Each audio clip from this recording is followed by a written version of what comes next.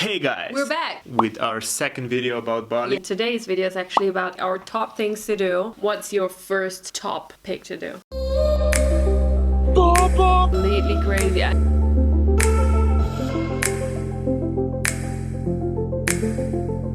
My first top pick to do in Bali, it was absolutely food. Like, I'm a foodie guy, like everything that is connected with the food, seeing this like really Instagrammable food porn food. These cafes, like everywhere we went, it was just like the food was just amazing. Bali is the place to be and try different kind of food. Yeah, it's just so good. Top of the top. I would say my favorite was fresh dragon fruit. I miss it so much. As a recommendation, do not only go into the hipster cafes like during the day for like breakfast, it's perfect. For dinner, most of the time we went to the local warungs,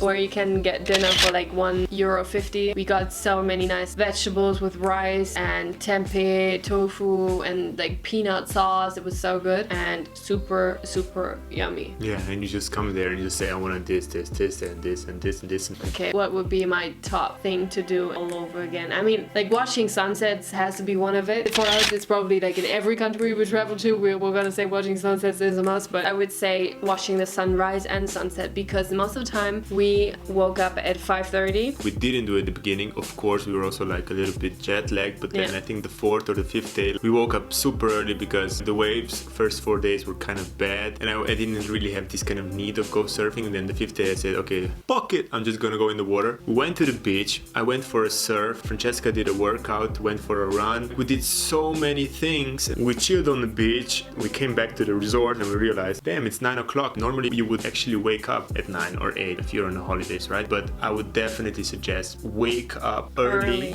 go on the beach, do whatever you want, because in the morning, like, just the air feels so good there. It's just a very different vibe in the morning. Another must do, we already talking about, like, try to go surfing. I tried. She tried and it was actually super cool. So you got the first wave. Yeah, kind of. Nice. Especially like in the rainy season, the waves are a little bit smaller, so they are perfect to learn, especially like in Canggu, but there's just like sandy beach. Just get a teacher or search for somebody who can explain you how to do the basics the first time that you go in the water. Okay, next point. Would be definitely go to Ubud, to the jungle. Yeah, absolutely. We have a monkey forest. It's really fun. I mean, of course, it's like super touristy, but it was funny. The monkeys were actually quite nice to us. They tried to rob me. Because Dennis had the backpack, and in Ubud as well, there are so many restaurants which were not busy at all, and it was just super nice. There are a lot of people saying that you have to get vaccinated against the bite of the monkey, but if you're like just walking around not having like Nutella in your backpack, I think the monkey shouldn't attack you. Or bananas. Okay, I have another secret tip for you guys. Actually, it was like a motorbike driving on a beach. I know it's bad, don't judge me. I felt bad, but it was just so cool. I felt like a kid. We were shooting there one project and we had to rent a really cool motorbike. For me, it was just so cool. Like, I got like 250cc cafe racer. There's one beach where you can drive your motorbike. You pay the entrance, which is like €2. You shouldn't do it every day, but at least do it one day if you're a fan of motorbikes. Yeah. So go there. Oh guys, that was like, feel like a kid, like, that's just, oh my god, that was so fun. Like, that was really fun. Like, Francesca is just laughing because she's looking at me and she probably thinks this guy is crazy.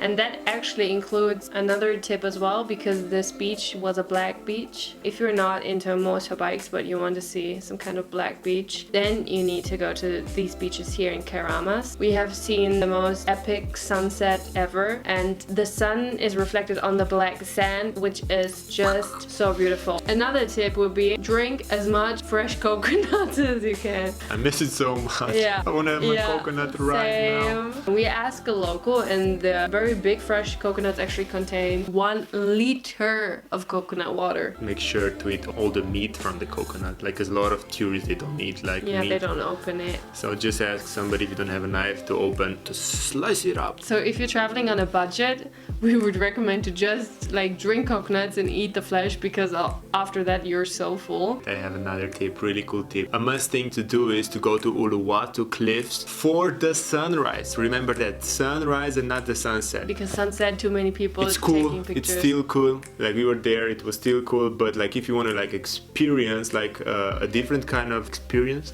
go for the sunrise. There was nobody on the cliffs. And our friends saw from Uluwatu cliffs, like down in the water, turtles, like a lot of turtle. Probably another tip is some people like to go with the car from village to village, but we actually left our bags at the Airbnbs we stayed before. We just took the backpacks and went on the Road trip. We were more flexible. We didn't want to spend our time in the cars because there's too much traffic happening. Yeah. If you want like comfort, don't do it, but we were just adventurous, so for us it's fine. Okay, one more thing I would like to ask you. What do you think about Nusa Penida? Is it a must or is it not a must? Nusa Penida just became part of the Bali. Like if you go to Bali, you have to explore Nusa Penida, which is the island next to Nusa Lembongan. It takes you like 1 hour with a speedboat. They offer like diving with manta rays and stuff. We went there.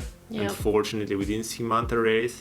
I have mixed feelings about Nusa Penida. I saw this famous beach, which is T-Rex beach, super nice. Yeah, the beaches are really nice, but still it's more like haunting all the locations you see on Instagram. Exactly. And on Nusa Penida it's more about like going to all these beaches and checking them out, but on the island itself there was not so much happening. Like the locals say, for example, that in Canggu there are only tourists, and us actually we did like Canggu because there was so much happening. So it always depends on what you expect from your holiday. Another must thing to do is go to see the waterfalls in the morning, because there's crowds arriving between 9 to 10. So if you come there from between 7 to 9, you will be there at the waterfall alone. You can take some cool photos, you can appreciate some time there, be present, because the waterfalls are freaking amazing. One more must is get a massage, because for a local like traditional massage you pay $5 for 1 hour, which is completely crazy. I miss it. So I think that was our must-haves to do on Bali. Leave us in the comments what's your must-do in Bali. Thanks for watching. Subscribe to our channel if you like us. And we see us in the next video or vlog. Goodbye. Goodbye.